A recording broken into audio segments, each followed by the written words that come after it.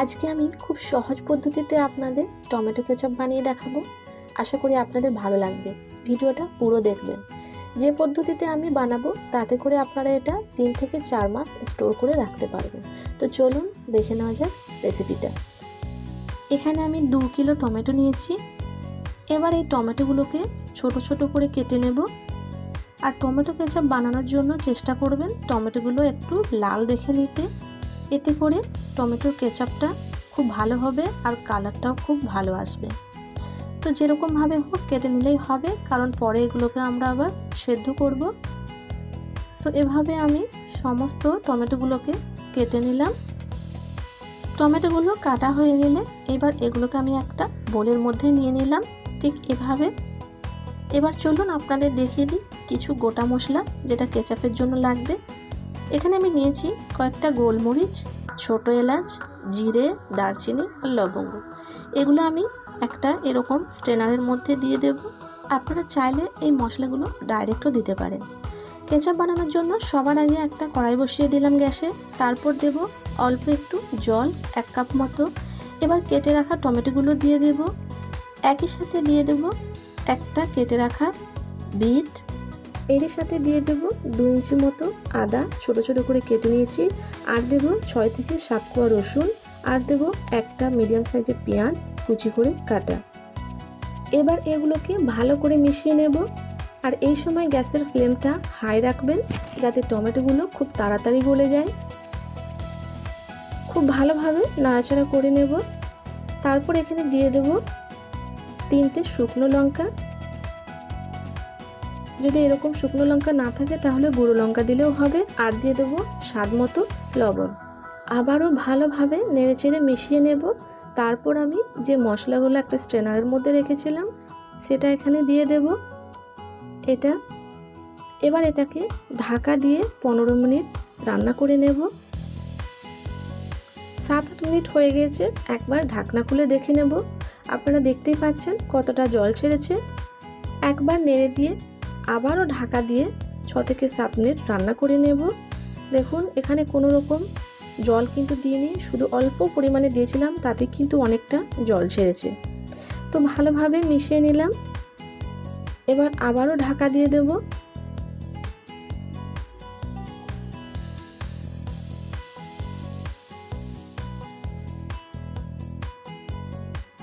এবার 15 মিনিট হয়ে গেছে। টমেটো, পেঁয়াজ, আদা, রসুন সব কিছু খুব ভালোভাবে সেদ্ধ হয়ে গেছে। এবার উপর থেকে আমি দিয়ে দেব 1 চামচ মতো কাশ্মীরি লঙ্কার গুঁড়ো। এটা দিলে কিন্তু কালারটা খুব ভালো আসে। তো এবার ভালোভাবে নেড়েচেড়ে মিশিয়ে নেব। মেশানো হয়ে গেলে জাস্ট 1 থেকে 2 মিনিট এটাকে ফুটিয়ে নেব। তারপর গ্যাসের ফ্লেমটাকে অফ করে দেব। যে গোটা মশলা দিয়েছিলাম সেটা এখানে আমি তুলে নিলাম। এবার এখানে আমি গ্যাসের ফ্লেমটাকে অফ করে দিয়ে এটাকে ঠান্ডা করে নেব। ঠান্ডা হয়ে গেলে এরকম একটা ব্লেন্ডার জারে এটাকে ভালোভাবে পেস্ট করে নেব। ঠিক এইভাবে একটা স্মুথ পেস্ট তৈরি করে নিতে হবে। তবে যতই স্মুথ করুন না কেন একবার এটাকে আপনাদের ছেঁকে নিতে হবে।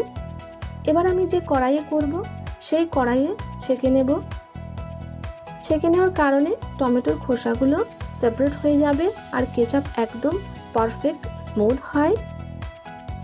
এভাবে করে একটু একটু করে পিউরিটা নিয়ে আমি খুব ভালোভাবে ছাঁকনার সাহায্যে ছেঁকে নেব।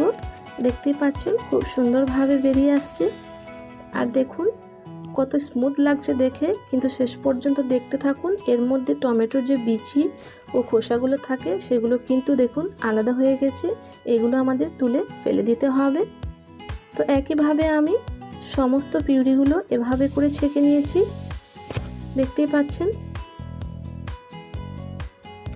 এবার আমি গ্যাসের মধ্যে চাপিয়ে দেব কড়াইটা আর গ্যাসটা অন করে দেব। এবার আমি এর মধ্যে দেব 400 গ্রাম চিনি। চিনিটা কিন্তু অবশ্যই টমেটোর টক মিষ্টি হিসাব করে দেবেন। আর তার সাথে দেব 150 ml মতো ভিনেগার।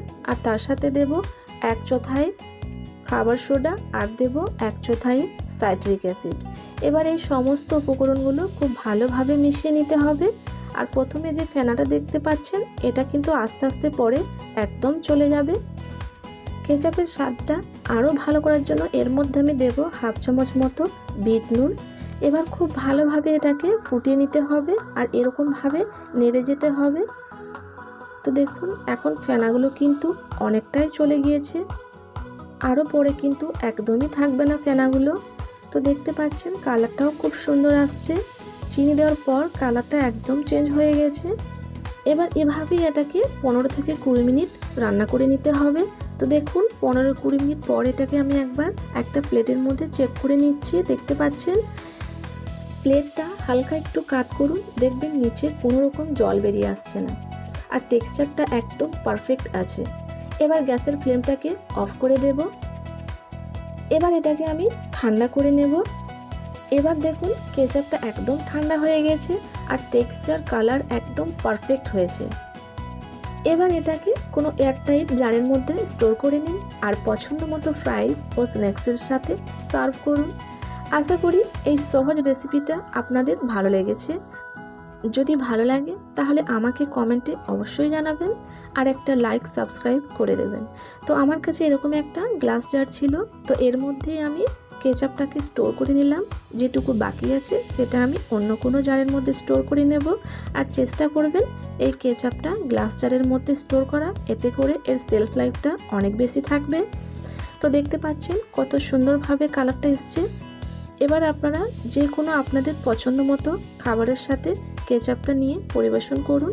তো ফ্রেন্ডস, অবশ্যই ভিডিও ভালো লাগলে লাইক, কমেন্ট এবং সাবস্ক্রাইব করে যাবেন, যাতে করে আমি নতুন ভিডিও বানাতে পারি। আপনাদের সাপোর্ট আমার জন্য অনেক ইম্পর্টেন্ট, তাই রিকোয়েস্ট করছি মনে করে অবশ্যই একটা লাইক করে দেবেন, পারলে একটা কমেন্ট করে সাবস্ক্রাইব করে যাবেন। তো আজকের মতো এখানেই শেষ করলাম, ফিরে আসবো নতুন কোনো রেসিপি নিয়ে। আপনারা ততক্ষণ ভালো থাকবেন। আল্লাহ হাফেজ।